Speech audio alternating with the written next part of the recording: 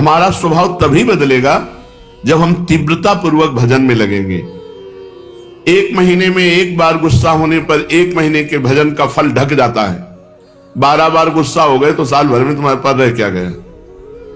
अच्छे से गुस्सा हो जाने पर एक महीने का भजन का फल ढक जाता है। ये संत जन बावरे थोड़ी कि मारो तो भी गुस्सा नहीं होते, शांत रहते हैं। तो बोले जो मारने वाला है फिर अगर उसको प्रतिकूलता नहीं दी जाएगी तो और बढ़ जाएगा। नहीं, उमा क्षमा साप होते भारी, अपने कर्म जाए अपकारी। जो तुम्हारा अपकार कर रहा है उसे क्षमा कर दो, तुम्हारी क्षमा उसके लिए सांप से भी बढ़कर जाकर दंड देने वाली बन जाएगी। तुम्हारा भजन तो बढ़िया बच गया और उसको दंड सांप से भी अधिक मिल जाएगा। उमा क्षमा साप होते भारी, अपने कर्म जाए अपकारी। छोड़ो उसको, शांत रहो। कोई बात करे तो बहुत नम्र और मृदु बात करो और सावधानी पूर्वक जीवन व्यतीत करो। ऐसे किसी स्त्री पुरुष से बात ही न करो जिससे कोई संबंध नहीं है। व्यर्थ में नेत्रों को बहुत संभाल के, वाणी को बहुत संभाल के रास्ते चलते श्री हरिवंश, जिधर वो श्री हरिवंश आया उधर से मुंह फेरो और फिर बोलो श्री हरिवंश तो चल दो। साधु का स्वभाव ऐसा नहीं होता। ऐसे करोगे फंस जाओगे, ऐसे करोगे फंस जाओगे। बिल्कुल नहीं फंसना। कोई श्री हरिवंश नाम के सहारे, राधा नाम के सहारे आपसे नेत्र मिलाना चाहता है, आपसे बातचीत करना चाहता है, बिल्कुल नहीं है स्त्री। और अगर स्त्री शरीर में है तो बोलना ही नहीं है। कोई पुरुष आपसे कह रहा है भाई जी श्री हरिवंश, बोलना ही नहीं। वो भले माने कि गुस्सा है क्या, पागल है क्या, सुनाई नहीं देता क्या, यही माने तो अच्छा है। ज्यादा अपने को प्रवीण संत न समझ ले, नहीं तो फंसने में देर नहीं लगती। माया फौरन फंसा लेती है, चित्त वृत्ति आकर्षित हो जाती है। इसलिए अपना स्वभाव बदले। भजन का फल है स्वभाव का बदलना। पूरी चेष्टा करता हूं साधना में, परिस्थिति में सुधार संतोषजनक नहीं आ रही, बड़ी निराशा छा रही है। जो साधक भगवान की कृपा का आश्रय लेकर साधना करता है, साधना में संलग्न है, प्रमाद नहीं करता, और ये स्थिति है कि संतोष नहीं हो रहा है, बढ़िया बात है। भगवान की कृपा का भरोसा करके साधना में कोई कमी नहीं पर संतोष नहीं हो रहा, ये बढ़िया बात है। संतोष होना बहुत हानिकारक है साधना में। साधना में असंतोष बढ़िया है।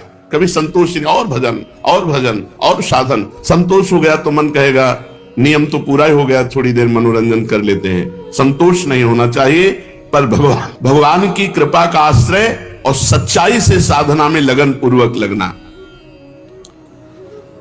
अमर पद की प्राप्ति का उपाय क्या है? उस मायातीत, कालातीत, अकाल पुरुष की प्राप्ति का उपाय क्या है? चिंतन। अनन्य चिंतयन्तो माम। भगवान ने कहा अनन्य चेता सततम यो माम स्मरति नित्यशः तस्याहम सुलभा पार्थ।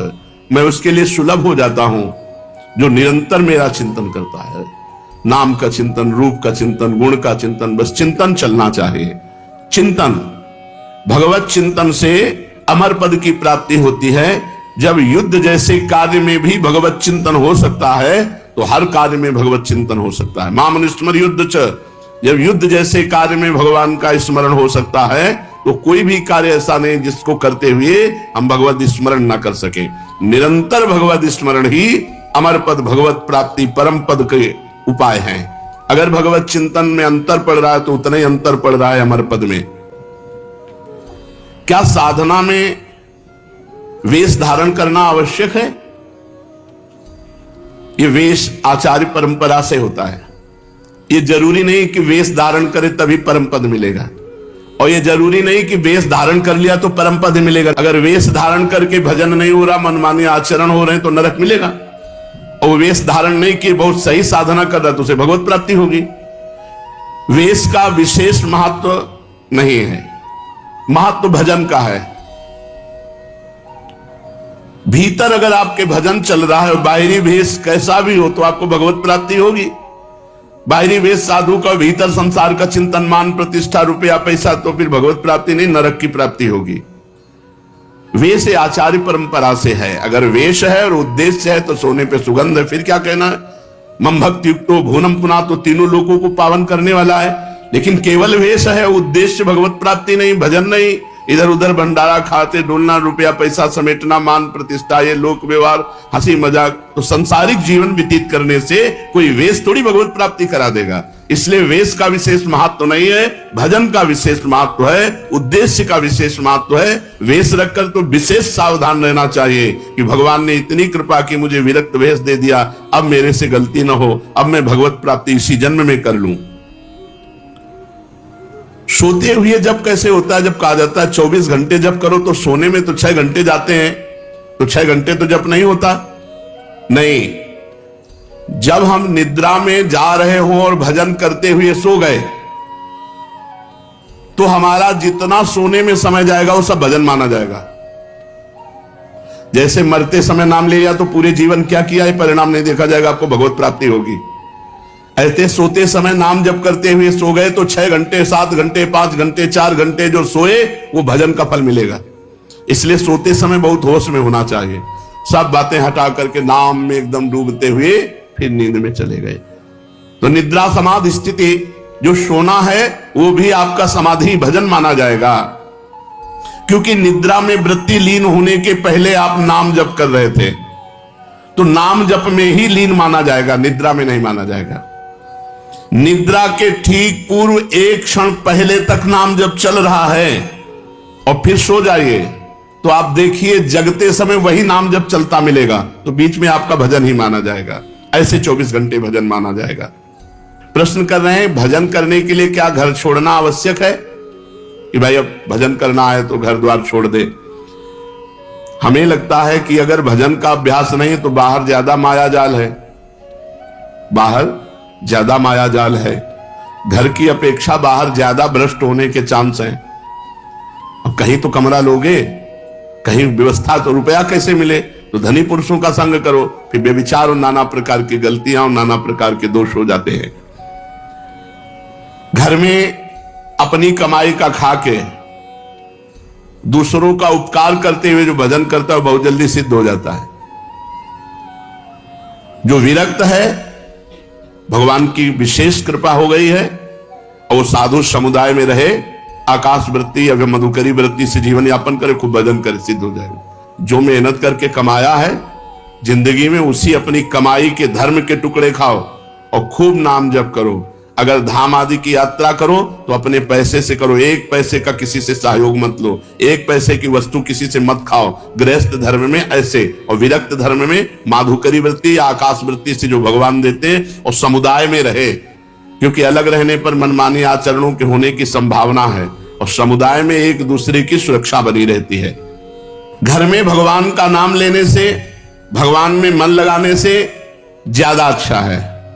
हाँ, जो जीवन भर भजन करता रहा है और उसने देखा हमारे कर्तव्य का कार्य पूरा, बच्चों का ब्याह हो गया, संसार, ए भाई राधे श्याम, और चला, वो बात अलग है, वो बात अलग है। वो शास्त्र आज्ञा करता चौथेपन में विरक्त होकर के विरक्तों के बीच में रहकर भजन करे, अपने कर्तव्य का पालन हो गया, अब हम भगवान के भजन में चले। कहते हैं कि जो भजन नहीं करता वो आत्महत्यारा है, जो भजन नहीं करता वो आत्महंता है, आत्महत्यारा है। ऐसा क्यों कहा गया? बोले भगवान ने कृपा करके मनुष्य जन्म दिया है, कृपा करके सुविधा दी है कि इस जन्म में प्रमाद से हटकर भजन करके मेरी प्राप्ति कर लो, और अगर आपने नहीं की तो यह अपराध बना और आप आत्महत्यारे कह जाओगे। जो न तरह भवसागर अस समाज नर पाए, स्वत निंदक मंदमति आत्महनन गति जाए। जैसे कई बार बताया है कि भारतीय सरकार किसी आदमी को विदेश भेजे और सारी सुविधा वहां, घर मकान स्त्री पुत्र परिवार सब सुविधा दे, और अपना सरकारी काम बता दे कि ये काम करना है। अब उसने सरकारी काम तो किया नहीं, सरकारी सुविधा का भोग करके बेटी बेटे को पढ़ाया, ब्याह किया, सब किया, सब किया, और जब भारत लौटा तो उसे पूछा गया वो कार्य जिस कार्य के कारण आपको विदेश भेजा गया था, जिस कार्य के कारण आपको सुविधा दी गई थी, वो कार्य? बोले वो कार्य तो नहीं हुआ, तो वो दंडनीय अपराध होगा और उसे जेल मिलेगी, क्योंकि उसको उस कार्य के लिए सारी सुविधाएं दी गई थी। तो भगवान ने मृत्यु लोक में मनुष्य रूप में हमें भेजा भारत में, किस लिए?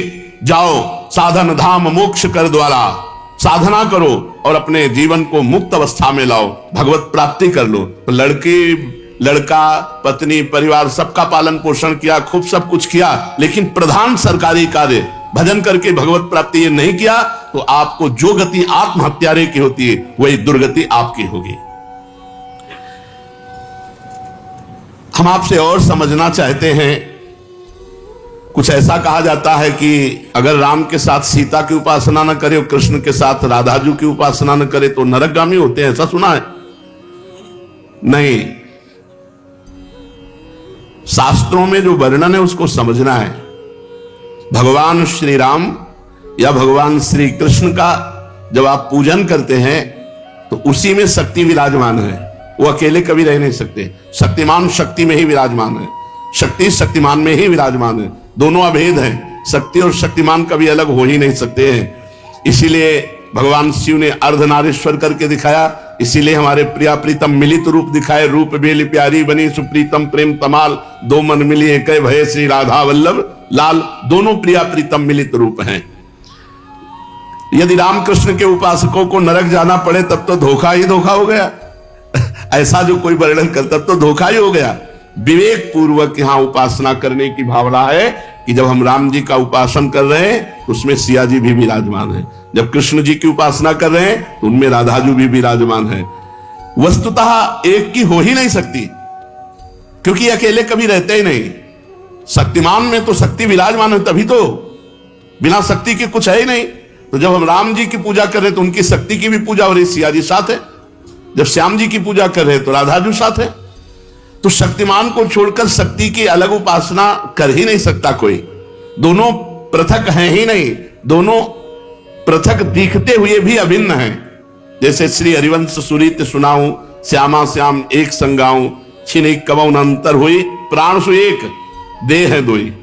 प्राण सु एक देह है दोई, देह दो है और प्राण एक है, मन एक है, रुचि एक है, स्वभाव एक है, वैसे एक है। जो मनुष्य इनको भिन्न भिन्न मानकर पूजा करता है उसको मान सकते हैं, जो अंतराय रखता है।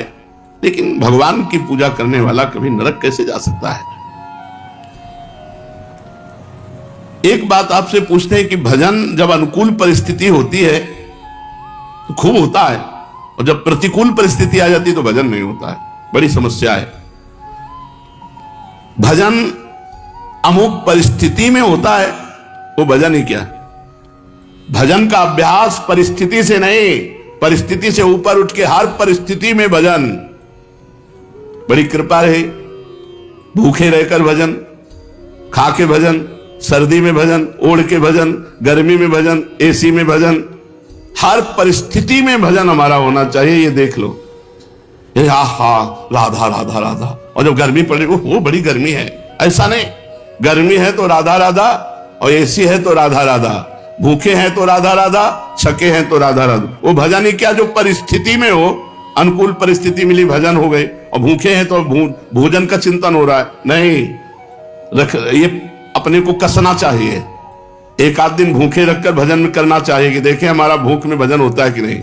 पंखा बंद कर देना चाहिए अपने कमरे का, 2-4 घंटे टेस्ट लेना चाहिए शरीर का कि गर्मी में ऐसी ताप में हम कैसे रह सकते हैं। कई वर्षों इनका आनंद लिया गया है, तो वर्षों हितधाम की छोटी कुटिया तक असुविधा ही असुविधा जीवन में रही है।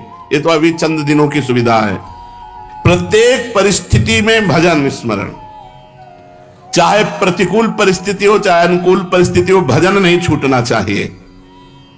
जब तुम ऐसा नियम लेकर दृढ़ता पूर्वक भजन करोगे तो फिर प्रतिकूल परिस्थिति में भजन होने लगेगा। अखंड भजन उसी को कहलाता है, वही कर सकता है जो हर परिस्थिति में भजन करता है। साधक के जीवन में कभी कभी दुर्भाग्य का भी अवसर आता है। वो अपने को हे समझने लगता है। जब जगत उसका अपमान करे, संसार उसकी निंदा करे, कोई उसको पूछे ना, तो उसे प्रसन्न होना चाहिए कि अब भगवान के मिलन की बात आ रही है। सम्मान, अनुकूलता, सुख ये भगवान से अलग करते हैं। अपमान, प्रतिकूलता, दुख ये भगवान के सम्मुख करते हैं। जो साधक अपना चुना हुआ साधन करता है उसमें जरूर अहंकार आ जाता है। मैं व्रतशील, मैं मौनी, मैं तपस्वी, मैं, फिर उसको गिरना पड़ेगा। ये माया बड़ी बलवती है।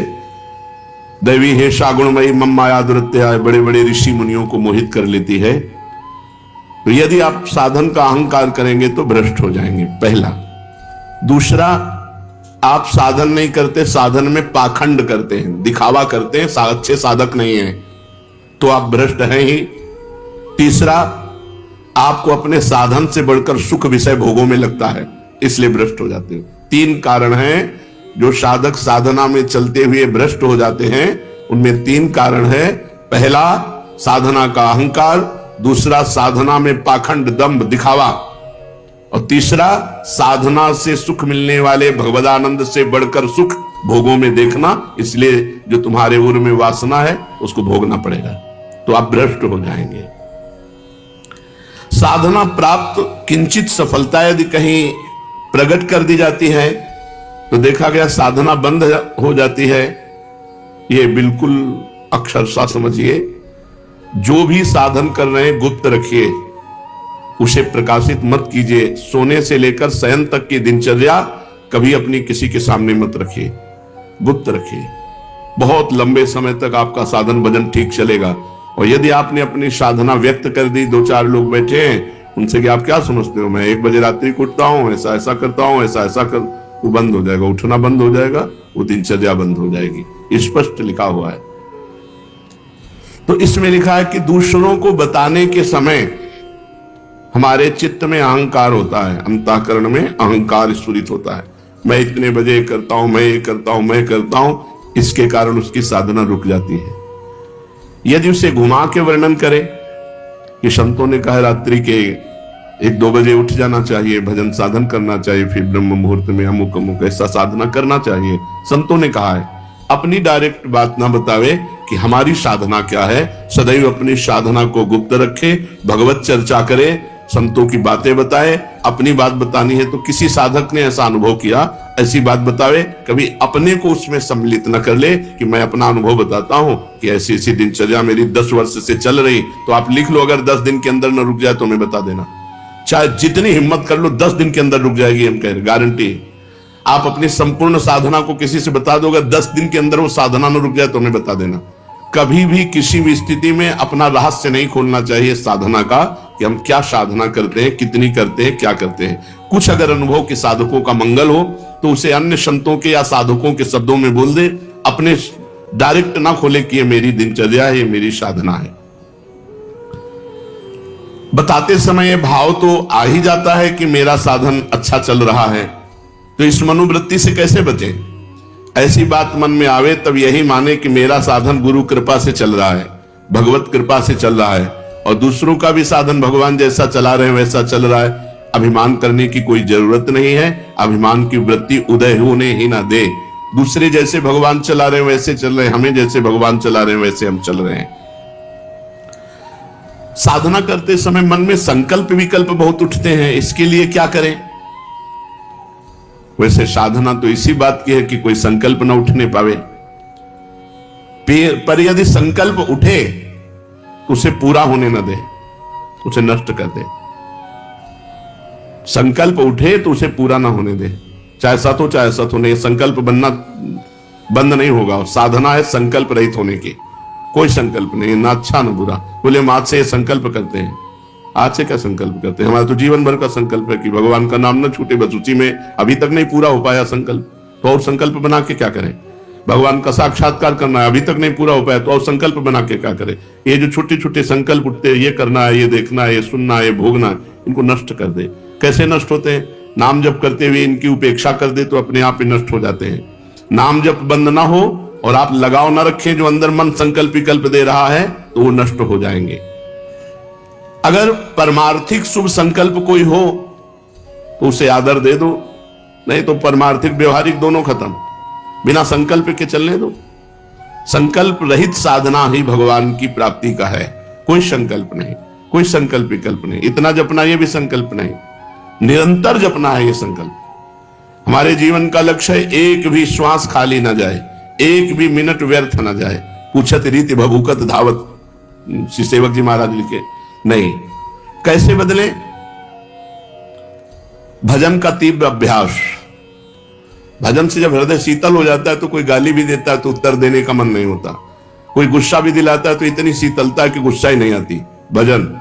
भजन का तीव्र अभ्यास और भगवान से कृपा याचना करना कि हमारा स्वभाव बदल दो। सेवक जी कह रहे हैं, या जो पर्यो मोहि सहज स्वभाव से हरिवंश नाम रस चाओ,